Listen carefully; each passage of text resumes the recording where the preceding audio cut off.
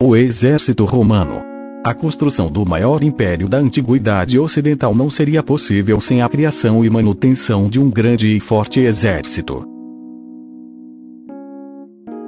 Nesse sentido, o exército romano foi uma das bases para o desenvolvimento da civilização romana desde seu início. Durante a monarquia e parte da república, o exército era comandado pelos patrícios, e o recrutamento era feito de forma obrigatória, principalmente entre os camponeses. Mas havia um problema.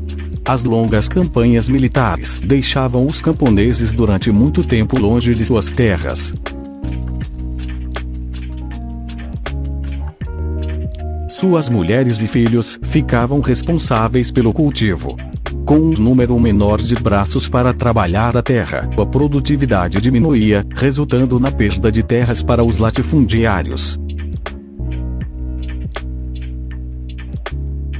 Com essa situação, era comum a insatisfação dos camponeses com a participação no exército. Para superar essa situação, durante o período republicano foi estimulado o recrutamento voluntário. Os proletários da cidade puderam participar do exército, recebendo em troca um salário, conhecido como soldo. Recebiam ainda as donativas, uma remuneração extra pela participação nas guerras, além de pedaços de terras nos territórios conquistados. Os povos vencidos também podiam participar do exército romano. Era motivo de prestígio participar do exército. Além disso, no período do Império, o exército tornou-se o principal instrumento para o exercício do poder político pelos imperadores. Comandante supremo do exército, o imperador era sempre apontado como responsável pelas vitórias nas guerras. Para manter esse poderoso exército era necessário um processo constante de treinamento, seja nos períodos de guerra ou mesmo nos períodos de paz, quando o objetivo era preservar as fronteiras conquistadas. As fronteiras do Império Romano chegaram a ter cerca de 9.000 quilômetros. Esse número leva-nos a pensar sobre o tamanho do exército necessário para defendê-las.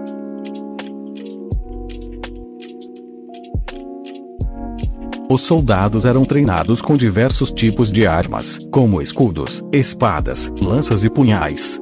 Muitas vezes esses instrumentos de treinamento eram mais pesados que os usados em combate.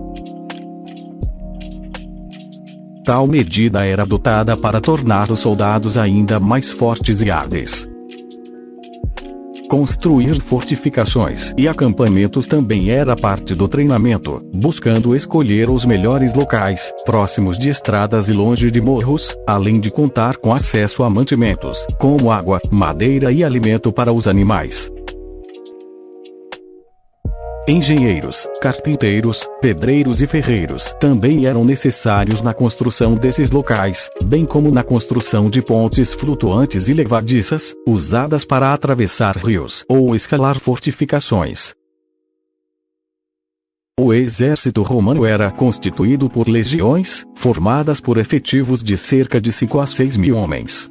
Havia ainda uma cavalaria de cerca de 120 cavaleiros e uma forte artilharia composta de balistas, bestas e onágaros, armas de guerra que serviam para arremessar pedras, flechas e dardos. Bigas puxadas por cavalos, bem como elefantes de guerra, também eram usados para atacar os inimigos.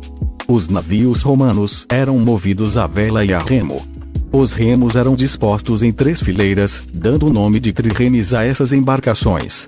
Havia na proa, a parte frontal dos navios, um esporão utilizado para colidir com os navios inimigos e derrubá-los. Esses instrumentos de guerra, aliados ao intenso treinamento, garantiram que o exército romano se mantivesse forte durante séculos, sendo superado com o declínio do Império por volta do século V, quando se intensificaram as invasões bárbaras.